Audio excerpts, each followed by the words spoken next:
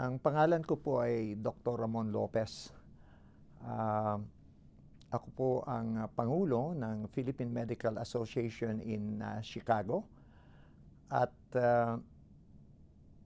dumating po kami ng aking may bahay sa Chicago area in 1976. Napili po namin ang Chicago area dahil nandito lang aming kamag-anakan, ang aking pong kapatid.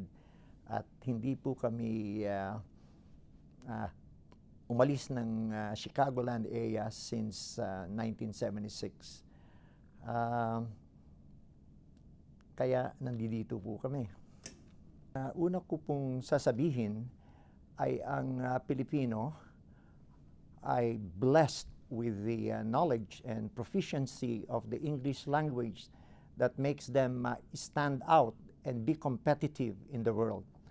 And in terms of virtues and attitudes and aptitudes, the Filipinos in general, in majority, have self-confidence. They have faith, their Christian faith, to be more specific. They are willing to work hard, and they're always cognizant of their heritage and their obligation to give back to the Philippines and the Filipino people. Ito po ang mga katangian ng mga Pilipino. We were in the Philippines January of 2014 after our Marinduque and Tacloban mission. Tapos nag-courtesy call kami sa Malacanang. Ang kanya pong nabanggit ay, hindi pa ako nakakadating sa Chicago.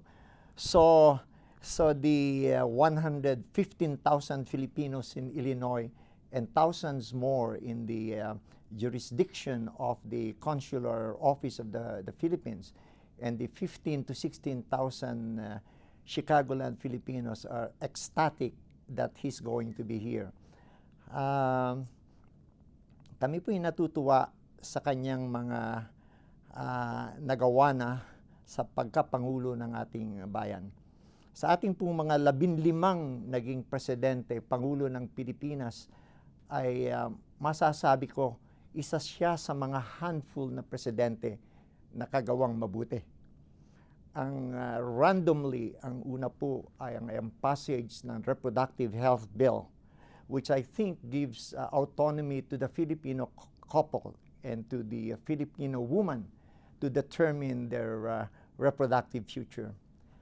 Ang pangalawa po, randomly, ay ang establishment ng Sandigan Bayan upang magbigay discipline at upang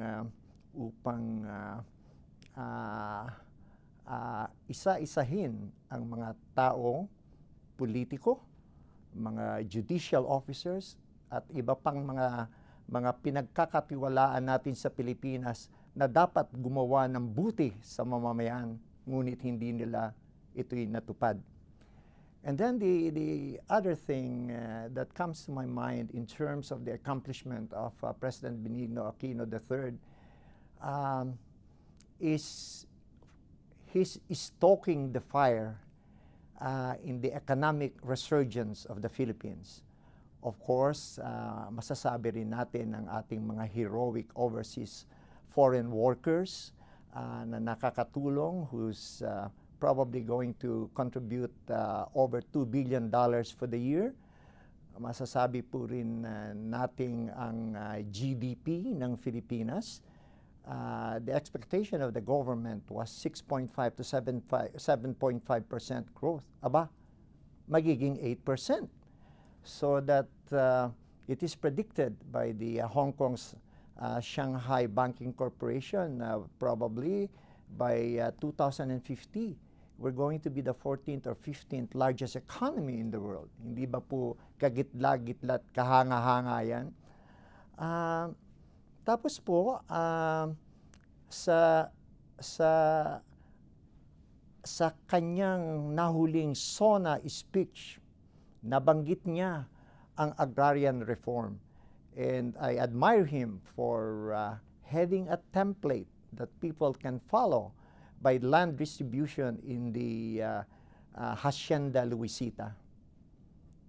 And lastly, I think it is admirable for him to show his humility and for bringing back the nobility to the presidency of the Philippines. Yun po ang lumalabas sa aking isip at namumuhay sa aking diwa pag binanggit ninyo si President Benigno Aquino III.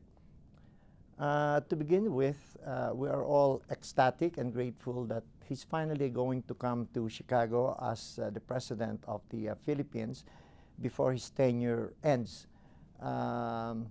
We're very happy for this. The 116,000 Filipinos in Illinois, of course, the 3.6 million Filipinos in the United States, and thousands more from within the jurisdiction of the other states under the consular office in the Philippines.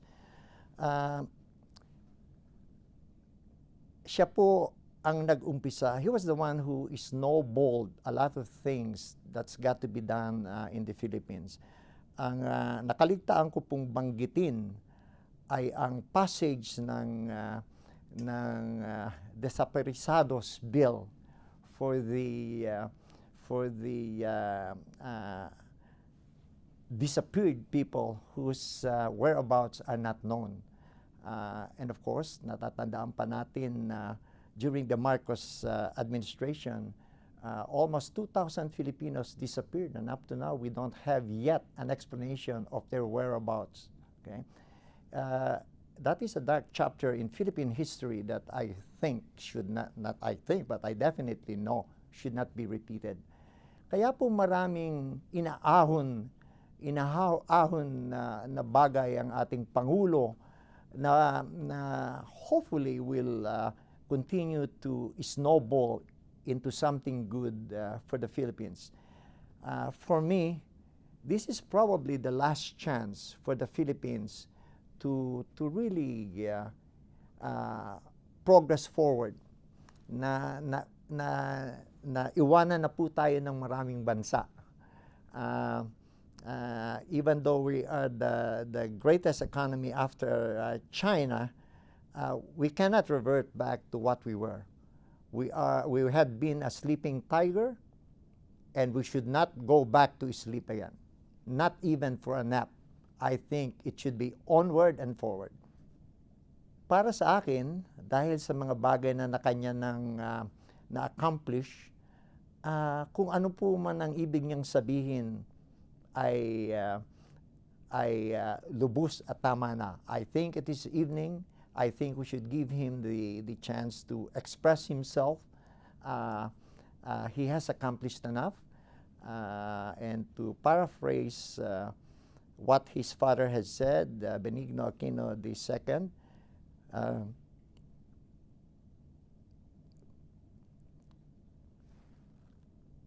the Philippines is a great nation. The Philippines has great people, and with all of our hearts and mind and soul, we should continue to move forwards and love our native country.